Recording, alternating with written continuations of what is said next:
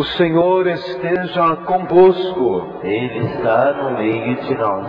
Proclamação do Evangelho de nosso Senhor Jesus Cristo, segundo Mateus. Glória a vós, Senhor. Tendo nascido Jesus na cidade de Belém, na Judéia, no tempo do rei Herodes, eis que alguns magos do Oriente chegaram a Jerusalém perguntando: onde está o rei dos judeus que acaba de nascer? Nós vimos a sua estrela no Oriente e viemos adorá-lo. Ao saber disso, o rei Herodes ficou perturbado, assim como toda a cidade de Jerusalém. Reunindo todos os sumos sacerdotes e os mestres da lei, perguntava-lhes onde o Messias deveria nascer. Eles responderam: em Belém, na Judéia, pois assim foi escrito pelo profeta: e tu, Belém, terra de Judá, de modo algum és a menor entre as principais cidades de Judá, porque de ti sairá um chefe, que vai ser o pastor de Israel, o meu povo.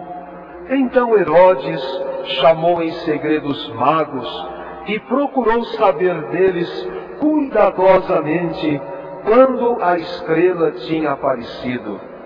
Depois os enviou a Belém, dizendo: ide e procurai obter informações exatas sobre o menino, e quando o encontrardes, avisai-me, para que também eu vá adorá-lo. Depois que ouviram o rei, eles partiram, e a estrela que tinham visto no Oriente ia adiante deles, até parar sobre o lugar onde estava o menino. Ao verem de novo a estrela, os magos sentiram uma alegria muito grande. Quando entraram em casa, viram o menino com Maria, sua mãe. Ajoelharam-se diante dele e o adoraram. Depois abriram seus cofres e lhe ofereceram presentes: ouro, incenso e mirra. Avisados em sonho para não voltarem a Herodes, retornaram para sua terra, seguindo outro caminho. Palavra da salvação. Glória a vós, Senhor. Que a palavra do Santo Evangelho perdoe os nossos pecados. Amém. Caríssimos irmãos e irmãs aqui em nossa catedral, e caríssimos irmãos e irmãs que através da transmissão da Rádio Três Colinas e também pela internet estão participando desta Santa Missa. Hoje é a Epifania do Senhor, como já escutamos desde o início desta Santa Missa. E essa palavra Epifania significa manifestação total do amor de Deus a todas as pessoas. E quem se encarrega de transmitir essa boa notícia vem através dos magos, como escutamos agora no trecho do Evangelho. Eles saíram de regiões distantes, sem que um conhecesse ao outro, guiados por uma estrela, como o Evangelho diz, pela luz de Deus, e chegaram onde Jesus estava. E ali simbolizava aquela visita que Jesus não veio para alguns somente, mas ele veio para todos os homens e mulheres de boa vontade, como nós cantamos desde a noite do Santo Natal. E também se encarrega de dizer dessa manifestação do amor de Deus a todos os povos, sem distinção, o trecho da segunda leitura, que foi da carta de São Paulo aos Efésios, quando Paulo diz sobre um segredo de Deus para a humanidade. Ele quer que todos, judeus e pagãos, estivessem reunidos num só coração, numa só alma, porque Deus, vindo ao mundo através do seu Filho, tinha também como objetivo destruir todas as barreiras da humanidade.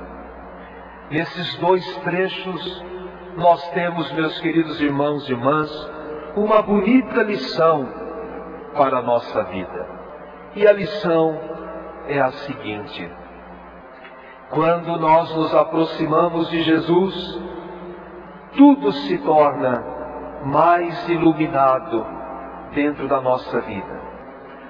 Ao aproximarmos-nos de Jesus, nossos pecados são iluminados, porque nós tomamos consciência desses pecados e sentimos a necessidade da conversão.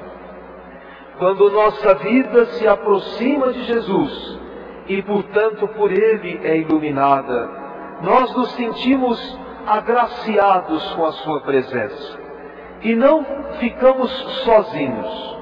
Sabemos que Ele está conosco, nos acompanhando no dia a dia da nossa vida.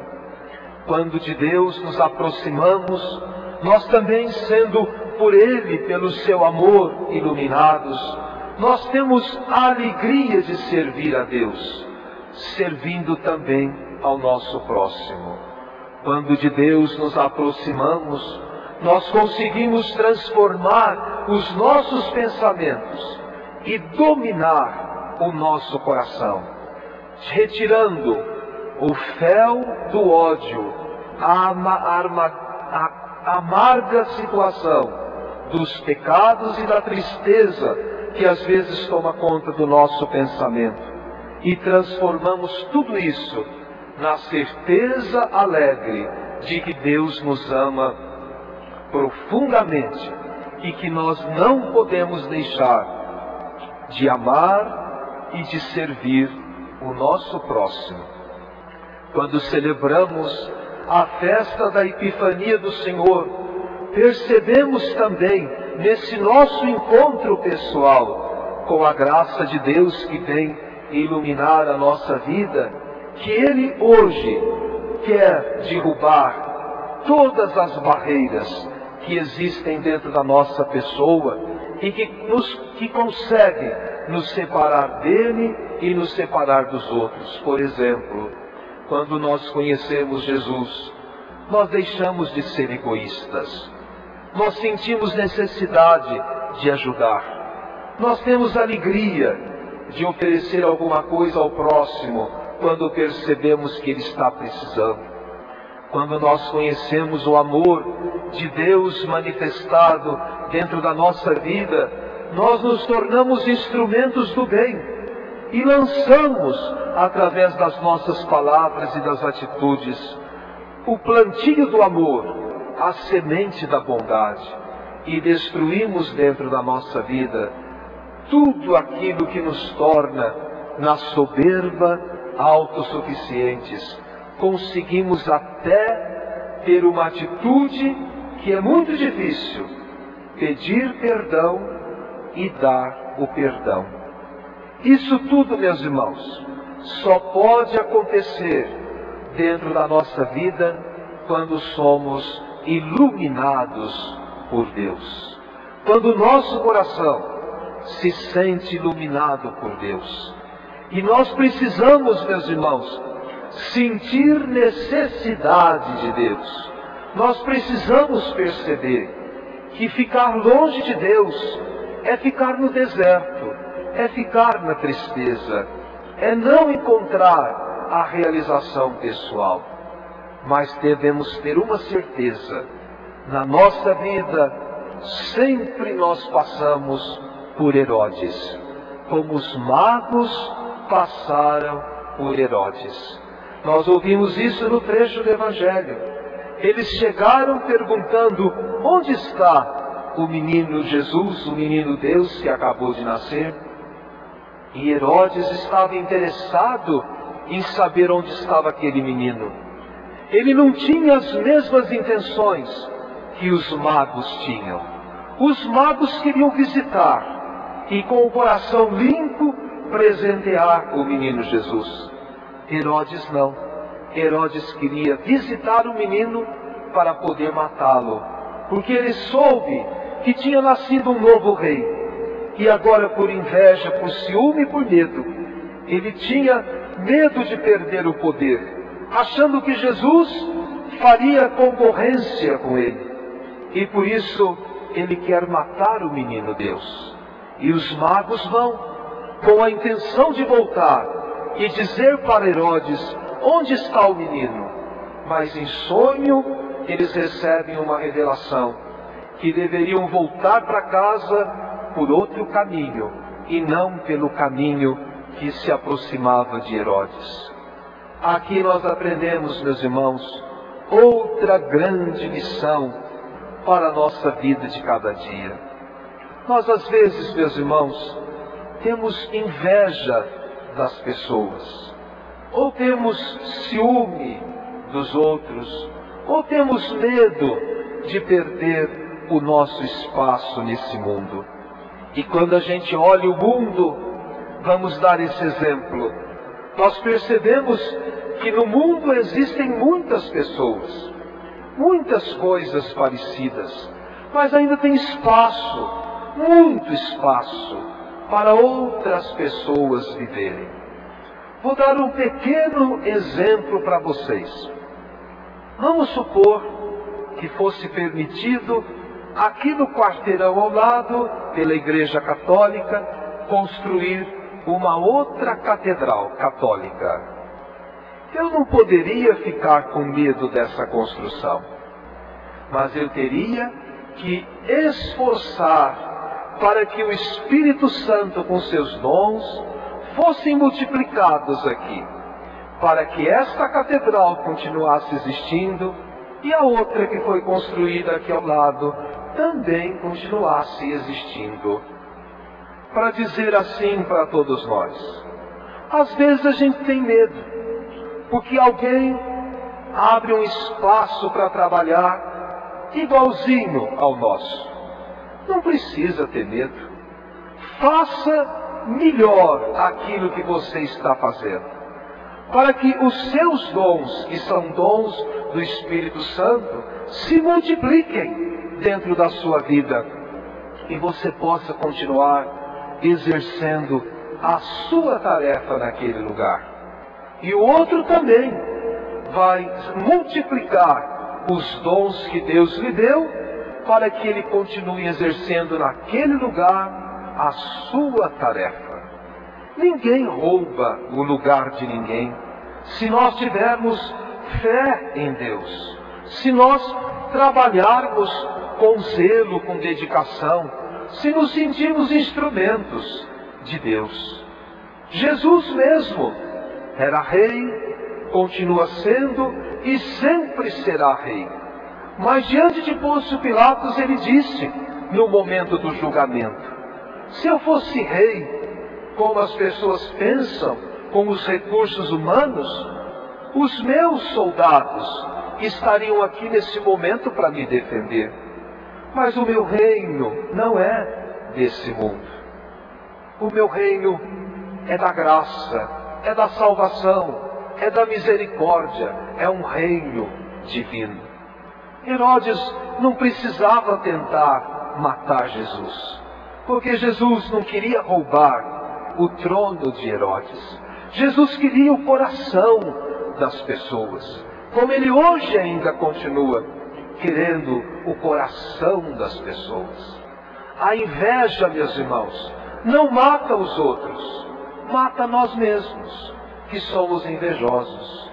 Vejam, se você tiver inveja de alguém, a pessoa continua a sua luta, continua o seu trabalho. Você que fica bloqueado, porque você perde a paz, você perde a alegria, você fica inseguro, você fica chateado e fica chato, você perde o brilho daquilo que você está vivendo. Hoje Deus nos mostra que a sua graça vem ao nosso encontro, não para perceber a concorrência que existe no mundo, mas que nós possamos perceber os gestos de amor que nós podemos lançar no meio desse mundo. Cristo não veio para alguns, Cristo veio para todos, os homens e mulheres de boa vontade que nele confiam e experimentam a sua graça. Para que a nossa cidade, não é a cidade onde a gente mora não, mas em primeiro lugar, a nossa cidade pessoal, ou seja, a nossa vida, seja uma Jerusalém iluminada, como nós encontramos na primeira leitura de hoje do profeta Isaías. Quando o profeta Isaías fala sobre essa passagem que nós escutamos como trecho da primeira leitura de hoje, Jerusalém estava totalmente destruída. As guerras que lá existiam e os melhores soldados que ela possuía tinham sido transferidos para outros lugares por maldade, e ela agora tinha como habitantes seus os humildes, os doentes, os idosos, as crianças, as mulheres, simbolizando todos aqueles que humanamente não tinham forças, porque os melhores, os mais fortes tinham sido levados embora. E Jerusalém estava situada no alto de uma montanha que tinha alguns vales ao seu redor. Todas as manhãs, quando o sol nascia, a cidade era iluminada, mas ao redor dela ficava uma grande escuridão. Aqueles vales que chamavam Cedron e Geena, e essas palavras em hebraico simbolizavam, significavam a escuridão. E o profeta diz: Jerusalém, vista a sua roupa de festa, porque os seus filhos que são fortes vão voltar, para que você seja forte. E você brilhará novamente, e a escuridão que existe ao seu redor, tudo isso será destruído.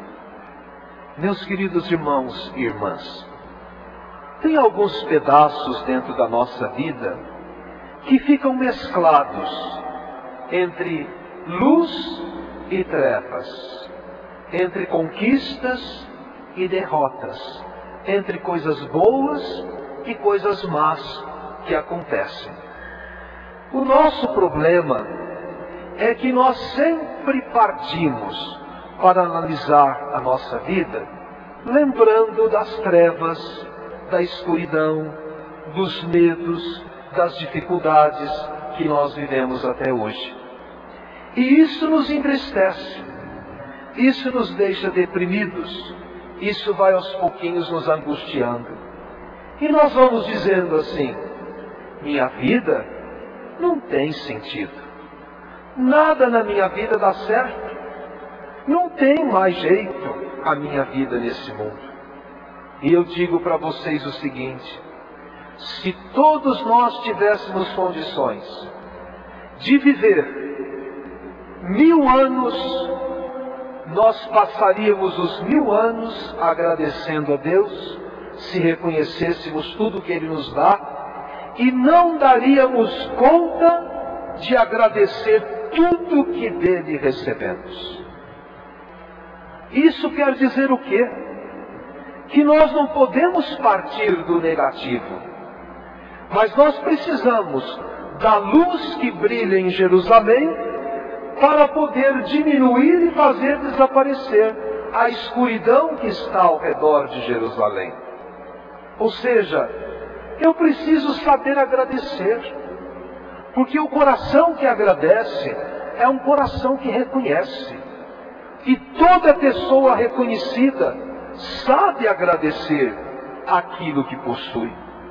Eu preciso enxergar a bondade de Deus dentro da minha vida, as bênçãos que Ele me concedeu até hoje, todas as graças que eu recebi até agora, e dizer: Deus é bom, Deus cuida de mim e me dá força para passar pelos vales escuros da minha vida. porque Ele me faz entender que a sua luz é que é importante dentro da minha caminhada nesse mundo. Sabe, meus irmãos, às vezes nós somos muito parados, nós somos acomodados, nós às vezes nos sentimos limitados com as coisas, com as pedras que surgem, com os Herodes que brotam na nossa história, e por aí a gente vai, deixando a vida correr frouxo, ou então nós somos já desanimados, ou até um pouco ou bastante preguiçosos. Isso é outro pecado que às vezes nós temos, e nós então colocamos obstáculo em todas as coisas, e achamos que nada está dando certo. O cristão é um homem cheio de entusiasmo, é um homem cheio de esperança. Ele passa pelas trevas, trazendo a luz de Jesus no seu dia a dia. Você quer ganhar mais? Trabalha mais. Se esforce mais. Aproveite o espaço que você tem. Abra espaço. Abra as portas. Não fique acomodado. Seja uma pessoa de esperança. Seja uma pessoa de fé. Não seja acomodado na vida, não. Não é derrubar os outros e nem concorrer com ninguém. É aquilo que eu disse agora mesmo dentro dessa homilia. Se esforce para poder fazer da melhor forma possível aquilo que lhe foi confiado, o dom que você tem, para que você também possa iluminar a sua cidade, iluminar o mundo com a sua presença. Tem pessoas que querem viver como aposentados que perderam a esperança. Até o aposentado tem condições de continuar lutando pela vida. Claro que tem. Não pode entregar os pontos. A gente entrega os pontos nesse mundo no dia em que Deus nos convidar para viver perto dele para sempre na eternidade. Até lá, sinta-se iluminado, sinta-se útil, faça a sua parte. Leve a luz de Jesus que está dentro do seu pensamento, dentro do seu coração, aos outros. Seja um instrumento de Deus. Não aposente a sua fé, nem a sua esperança, nem o seu amor e nem o valor da sua vida. Mas experimente a graça de Deus, conduzindo hoje e sempre os seus passos. Sinta-se útil dentro desse mundo. E para encerrar, eu digo assim para todos vocês: por pior que seja a escuridão que a gente já vive, ou que já viveu, a luz de Cristo é mais forte do que essa escuridão.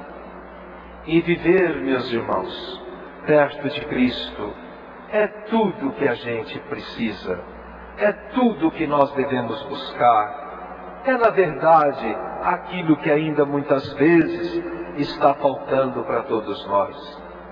Vejam que bonito esse menino Jesus que está aqui na frente do altar, rodeado de anjos, olhando para todos nós. Parece uma criança viva, querendo estar muito perto, dentro do nosso coração, dentro da nossa vida. E quando a gente se aproxima de Jesus, nós vivemos assim, com os anjos ao nosso redor, num grande hino de louvor a Deus. E a nossa obrigação, a nossa missão nesse mundo pelas atitudes, é deixar que Jesus fique sempre bonito, mais bonito do que essa imagem, através das nossas palavras e das nossas atitudes. E ali embaixo, no chão, existem 2 frascos, um com o pó amarelo, dourado, simbolizando o ouro que os magos ofereceram a Jesus. No outro frasco, o incenso, que são aqueles grãos da resina, da árvore, que são colocadas nas brasas, nas grandes celebrações, e que sobe aquela fumaça. uma fumaça perfumada, dizendo para nós, do jeito que essa fumaça sobe, porque ela é leve e não volta, assim também o nosso coração está perto de Deus, e as nossas orações chegam perto dele, quando com fé pedimos ou agradecemos. E tem aquela plantinha que está ali verde, é um vaso de mirra, que foi outro presente que ofereceram a Jesus. É uma planta cujas folhas são perfumadas, um perfume gostoso quando você passa a sua mão nessa planta. E eles ofereceram também para Jesus a mirra. A mirra era um óleo, um preparado, que eles untavam o corpo daqueles que morriam, para que fizesse o sepultamento definitivo. Era um embalsamento que eles faziam naquela época. E foram fazer isso com Jesus. Mas quando lá chegaram, a pedra da porta do túmulo, portanto, já tinha sido afastada. E Cristo tinha ressuscitado. Não foi preciso utilizar aquele óleo, aquela mirra, porque Cristo tinha ressuscitado. Vamos oferecer o ouro para Jesus. Não é o ouro que faz uma joia, mas o nosso coração cheio do ouro da bondade. Vamos oferecer o incenso, o sacrifício do dia a dia para Jesus, através das renúncias que fizermos para não pecarmos tanto e permanecermos perto dele, e do amor ao próximo. E vamos ter a nossa vida perfumada como a folha da mirra, para que as nossas atitudes, os nossos pensamentos, as nossas palavras iluminem o mundo que tantas vezes precisa da luz de Cristo. Neste domingo, façamos esse propósito de ser o ouro para Jesus, de dar o nosso sacrifício da renúncia e do amor ao próximo, e assim a nossa vida ser perfumada nas atitudes do bem que podemos praticar. Creio em Deus Pai Todo-Poderoso, Criador do céu e da terra, e em Jesus Cristo, seu único Filho, nosso Senhor, que foi concebido pelo poder do Espírito Santo, nasceu da Virgem Maria, padeceu sob Pôncio Pilatos, foi crucificado, morto e sepultado, desceu à mansão dos mortos, ressuscitou ao terceiro dia, subiu aos céus, está sentado à direita de Deus Pai Todo-Poderoso, donde há de vir julgar os vivos e os mortos. Creio no Espírito Santo, na Santa Igreja Católica, na comunhão dos santos, na remissão dos pecados, na ressurreição da carne, na vida eterna. Amém.